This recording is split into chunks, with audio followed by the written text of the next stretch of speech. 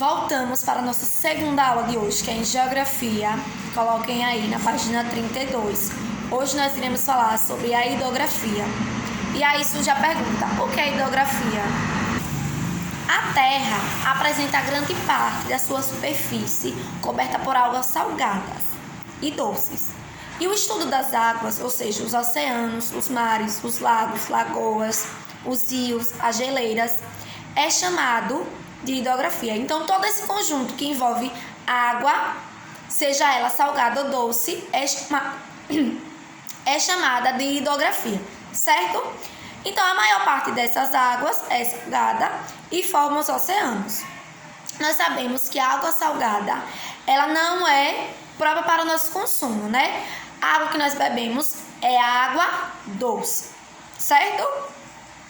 Então, a maior parte dessa água é salgada e forma os oceanos. Oceano é, portanto, uma grande extensão de água salgada que contorna os continentes. E o oceano que banha o Brasil é chamado de Oceano Atlântico.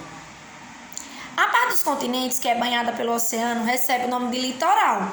Chamamos de praia o espaço de terra banhado por um rio, por um lago ou mar. Já a água doce, que é própria para o nosso consumo, ela aparece com menor quantidade no planeta Terra, nas formas de rios, lagos e lagoas. Mas o que é rio? Rio é uma corrente de água doce que segue em direção ao mar ou em outro rio. Alguns rios atravessam terrenos muito acidentados, que provocam desníveis no curso da água. Ou seja, mas o que é terreno acidentado? É terreno que não é no mesmo nível, não é pleno, ou não é apenas ponto agudo. Não, ela tem alguns buracos, tem alguns obstáculos, né? Na verdade. E aí faz com que a água desça em desníveis, certo? E com isso provoca a queda d'água, que também são chamadas de cachoeiras, cascatas ou saltos. Há também os riachos, que são rios pequenos. E os rios têm grande utilidade para o lazer. Por quê?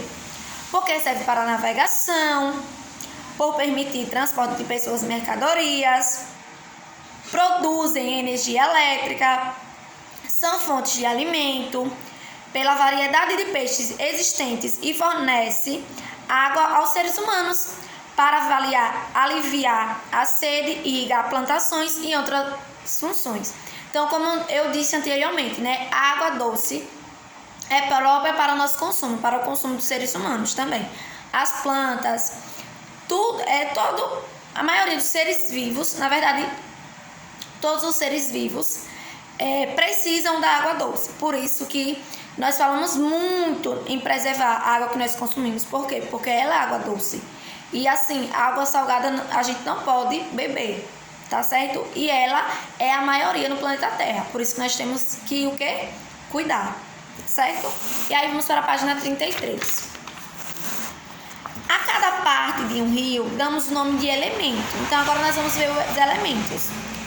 Nascente, leito, foz, margens, população ribeirinha. Então vamos lá. Nascente é onde o rio nasce. Então, nascente de rio nasce. Leito é o lugar por onde correm as águas do rio, fica entre as margens. Foz é o lugar onde o rio despeja suas águas. Margens são as terras banhadas pelos rios. Os rios têm duas margens, a direita e a esquerda. Os moradores das margens dos rios são chamados de população ribeirinha e depende principalmente dessa água para sobreviver. Então, Tia anteriormente falou, né, que a cada parte de um rio damos o nome de elemento. E Tia acabou colocando população ribeirinha junto, mas na verdade não. Os elementos são nascente, leito, foz e margens. E há duas margens, que é a direita e a esquerda.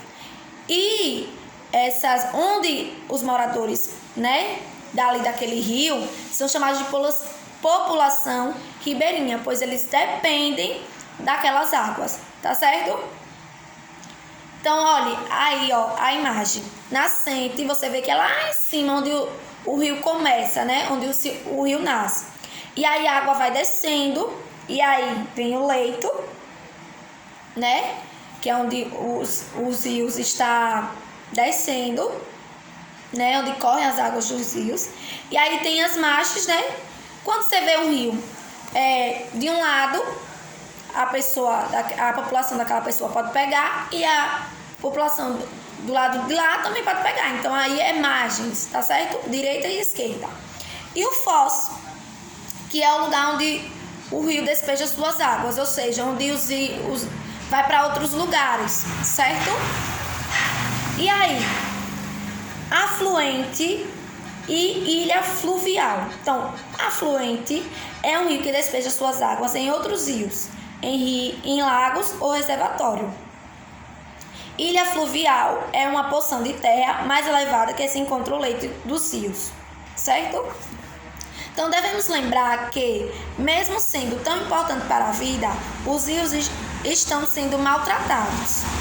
Jogar lixo nos rios deixa-os cada vez mais inutilizáveis, ou seja, sem condições de uso, principalmente para nós, seres humanos, para os peixes e outros seres que dependem de diversas formas de água dos rios para sobreviver. Ou seja, como eu disse, né? Nós temos que cuidar da natureza, cuidar da água, cuidar. Por quê? Porque é um bem para nós. Vocês já pensaram, se a água do mundo acabar, como nós vamos viver? Nós vamos morrer, porque nós precisamos daquela água para a gente se hidratar. Nosso corpo é composto por mais água, então nós devemos sempre beber água. Na verdade, já bebeu hoje? Vai lá beber um pouquinho d'água. Então, gente, é muito importante que a gente cuide. Jogar o lixo no lugar certo. Por quê? Lembra das aulas anteriormente que eu disse? Porque aquele papel seu pode ir para o rio, certo? Então, é muito importante que nós preservemos a natureza, tá certo? E aí vamos para a página 34. Curiosidades. A quantidade de água no mundo é praticamente a mesma há milhares de anos. Mas o número de pessoas que vivem na Terra aumenta a cada dia, o que significa que há mais gente para consumir a mesma quantidade de água. Escovar os dentes por 5 minutos com a torneira aberta gasta em média 12 litros de água em casa.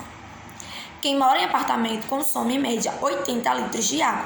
Mas se você fechar a torneira enquanto escova os dentes, vai gastar só 1 litro de água. Então é muito importante quando nós fazemos a nossa escovação, quando nós vamos escovar, fechar ali a torneira para que ela não faça um desperdício, né? Você vendo aí que se a gente deixar 5 minutos, torneira, a gente gasta 12 litros, gente. Então assim, vamos fechar.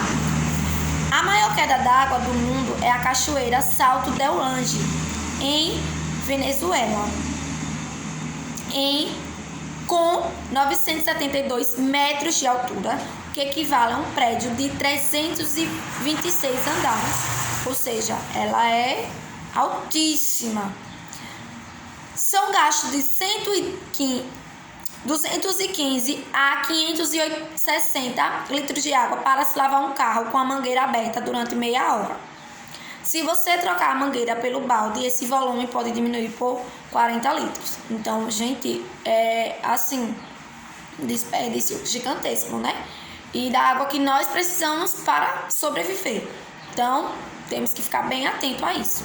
Se toda a água da terra, doce, salgada e congelada, fosse dividida entre seus habitantes, cada pessoa teria direito a 8 piscinas olímpicas cheias. Mas se dividirmos somente a água potável entre a mesma pessoa, cada uma teria direito a apenas 1 litro de água. Gente, para vocês verem, né? O quanto nós devemos cuidar. Por quê? Porque, como eu disse, a água salgada não é própria para o nosso consumo. A água doce que sim. E nós sabemos que a população cresce a cada dia mais. Por isso que é importante a gente prevenir. Tá aí, ó. Se dividisse a água todo do planeta, nós teríamos 8 piscinas. Então, 8 piscinas enormes. Aí tudo bem, né? Mas se só fosse água potável, que é a água doce, a água que nós utilizamos, seria 5 litros de água.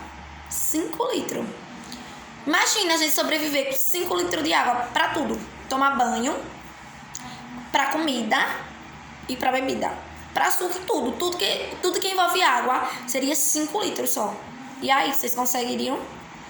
Ia ter gente que não ia tomar banho, né? Ou ficar sem beber, ia ter que fazer alguma coisa. Então vamos cuidar, tá certo, gente? Nós precisamos, cada um do nosso cuidado. E também orientar as pessoas, o papai, a mamãe, os irmãos, tá certo? Para o cuidado da água, certo? E para a proteção também da natureza. Agora vamos para a atividade, certo? Atividade, vamos lá. Isso. Primeira questão. Procure no diagrama abaixo o nome de espaços onde podemos encontrar água no planeta. Então, vocês vão procurar aí, tá certo? 2. Escreva o nome das partes do rio no desenho abaixo, de acordo com a numeração indicada. Então, aí na página 33 já tá dando a resposta. E quem, assim, observou junto comigo, vai perceber logo o nome de cada um, certo? E aí vamos para a página 35. Leia a fábula do beija-flor. Então, vocês vão ler aí essa fábula, tá certo? E agora responda. Letra A. O que você compreendeu da leitura da fábula? Então, essa é a resposta pessoal, porque cada um vai ter um entendimento, tá certo? Letra B. Faça um comparativo entre a fábula e o desperdício da água, certo? Quarta questão. Como podemos utilizar a água? Desenhe nos quadros abaixo. Então, na alimentação, você vai fazer como a pessoa utiliza a água, como nós podemos utilizar a água. Nas plantações e na higiene, certo? E aí, vamos para a página 36. Então, leia a canção e o poema abaixo e em seguida responda as perguntas. Então, aí tem, primeiro, uma canção da água, de Djavan, e depois tem um poema da água de Mariana Salles. E aí vocês vão ler, tá certo? E vamos para Vamos lá. Letra A. Em sua opinião, o que o autor da canção entende sobre a água? Então, essa letra aí está se referindo à água de Djavan, tá certo? A leitura de Djavan. B. Tanto a canção como o poema têm o mesmo nome, mas com contextos diferentes. O que o poema quis dizer? Então, essa letra B está falando sobre o que o poema de Mariana quis dizer, certo? Sexta questão. Responda. O que é oceano? Então, vai estar lá no assunto. B. Como podemos definir praia? E C. O que você compreende com litoral? Então, se vocês estiverem até aqui, vocês entenderam. E aí, vocês vão para o livro de atividade de reforço, na página 96. Então, primeiro, vocês vão colocar aí a data de hoje, 19/5/2021. Primeira questão, quem sou? Então, vocês vão adivinhar, né? A. Parte dos continentes banhada pelo oceano.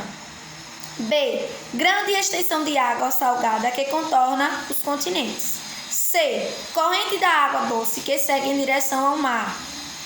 Questão 2. Defina o que é hidrografia. 3. Faça a enumeração correta de acordo com a imagem. Então, se vocês fizerem aí certinha a da atividade, vocês vão tirar isso de letra, certo? Quarta questão. Que nome recebe o oceano que banha o Brasil? Olha, legal, né, gente?